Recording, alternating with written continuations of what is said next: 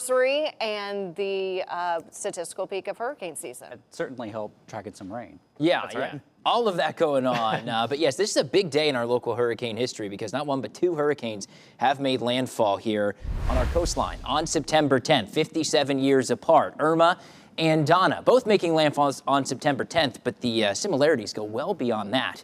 Both made landfall as Category 3 storms, as major hurricanes. Both made landfall in South Collier County, only about 5 miles apart. Irma, of course, as you'll remember, back in 2017, made landfall on Marco Island. But there you go, only 3.7 miles away. Donna made landfall back in 1960 on Goodland.